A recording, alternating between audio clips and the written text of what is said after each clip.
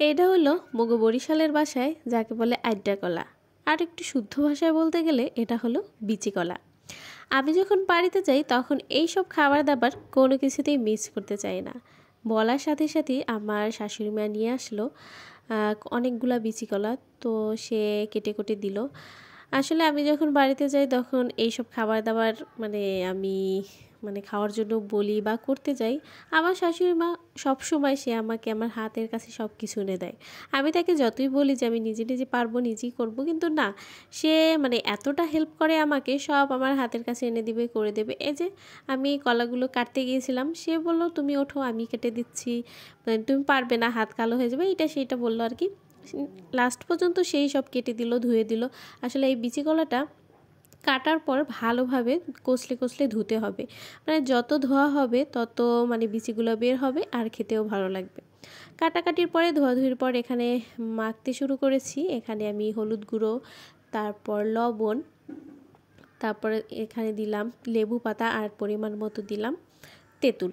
এই মাখাটায় পর্যাপ্ত পরিমাণে তেঁতুল দিতে হবে, তাহলে বেশি টেস্ট লাগবে। তো আমি কিছুক্ষণ মাখামাখির পর তো আমার দিদি চলে আসলো, আমার বড় যা। তো তাকে বললাম আপনি একটু মাখেন, আমি একটু ভিডিও করি আর কি। আসলে এই ভিডিওটা অনেক দিন আগের, তো আমার ফোনের গ্যালারিতে ছিল, ভাবলাম সবার সাথে একটু শেয়ার করি। আসলে আমারও ভালো লাগতেছিল, আমি ভিডিওগুলো দেখতেছিলাম, তো বাড়ির কথাও মনে পড়তেছিল, দিনগুলোর কথা। তো দিদি এখানে আমি যে হলুদ লবণ দিয়েছিলাম পরিমাণ মতো হয়নি, আবার সে দিয়ে দিল, আর সাথে সে পোড়া মরিচ আর কি ওইটা দিয়ে দিল। আসলে শুকনো লঙ্কায় এই মাখা টাখা যতটা টেস্ট লাগে, কাঁচা লঙ্কায় অতটা ভালো লাগে না। তো এখানে 4 থেকে 5টা মরিচ দেওয়া হয়েছে। মরিচগুলোতে তেমন একটা ঝাল ছিল না, আর এই মাখায় একটু ঝাল ঝাল টকটক হলেই বেশি ভালো লাগে।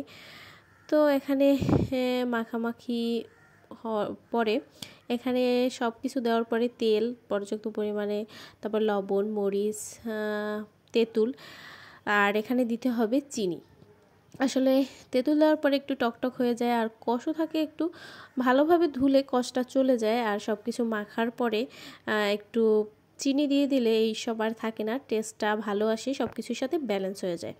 এখানে মাখার পর টেস্ট করে দেখা গেল যে তেঁতুল আরও দরকার, তো পরে আরও আমি একটু তেঁতুল দিয়ে দিলাম যাতে আরও ভালো লাগে খেতে। তো মাখামাখি হয়ে গেছে, পরে সবার জন্য বাটিতে বাটিতে দেওয়া হচ্ছে, কারণ গ্রামের বাড়িতে দেখা যায় এই সব খাবার দাবার যখন বানানো হয় তখন আশেপাশে সবাই চলে আসে, আর সবাই মিলে খেতে এইসব খাবার দাবার বেশ ভালোই লাগে। আসলে এইসব খাবার আগের মানুষজন খেত, এখন আর তেমন খাওয়া হয় না, কারণ এগুলোতে অনেক ঝামেলা, কাটাকাটি অনেক কিছু, এর জন্য আর খাওয়া